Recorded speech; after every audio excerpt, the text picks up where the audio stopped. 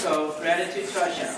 Rabbi Shinansky quoted Rabbi Eisenman, who said that one of the miracles of Pesach is that we still would be enslaved in Egypt to this very day if Hashem hadn't saved us. I think that today at your bat mitzvah, it's worthwhile for you to reflect upon and give a hakaras hatov to Hashem for all the wonderful people that He's put into your life. You were named after Grandma Rosenson. She was a remarkable person who had a major effect on my life and the lives of all of her grandchildren. You exhibit many of the same traits that she had. Like her, you are an independent person who decides to do what's right, not necessarily what's popular. She stood firmly for her beliefs and opinions just like you do. You have the great merit for being named after her. However, tonight I wanted to talk to you about the people in your life who have had a direct hand in helping to shape who you are today. Your parents have made it their life's goal to raise you and your siblings in the path of Torah.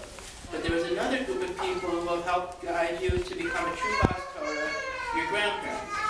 Your Sab and Samta Kalinsky and Grandpa and Grandma Ginsburg have been a real part of your life from the day you were born. Ever since you were a little girl, you've always soaked in everything around you.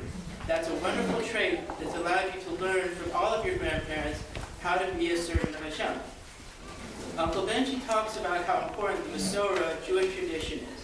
Of course, you learn the Masorah from your wonderful teachers and lawyers, but I think that every family has its own particular piece of the Masorah that they hand down from generation to generation. You have received the Kalinsky-Ginsburg tradition from your parents and grandparents. Of course, from the day Shlomo was born, you made it your business to transmit the Kalinsky-Ginsburg Masorah to your brothers and sisters. I will never forget the time, a few years ago, that you, Shlomo, Zevi, Rafi, and I were having lunch at Ben Yehuda's. Apparently, one of the Kalinsky traditions is that you have to share everything. So it was decided that Leah would split the mixed slushy into 3 exactly even parts. Everything was going fine until the end of the meal. Zevi, with a sly grin on his face, asked me if I could buy him a can of Coke. Leah glared at him and said in a not very quiet voice, "Zevi." Just like that.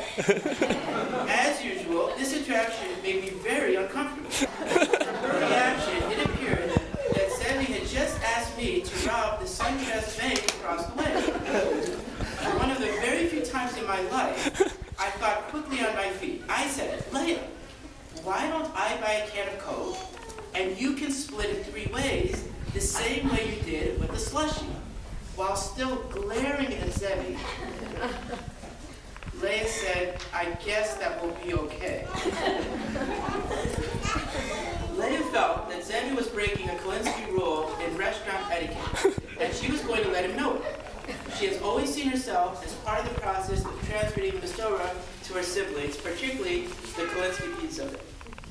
Leah, there's one part of the Kalinsky tradition that I need you to change. I call it lack of child awareness. I remember when you were a very little girl, and you and your parents visited us for Shabbos. In the course of that weekend, you proceeded to fall down all the stairs into the green room, fall out the back door, and fall into a tub full of water. For the one and only time I told your mother that I needed you to leave our house. I couldn't take it anymore.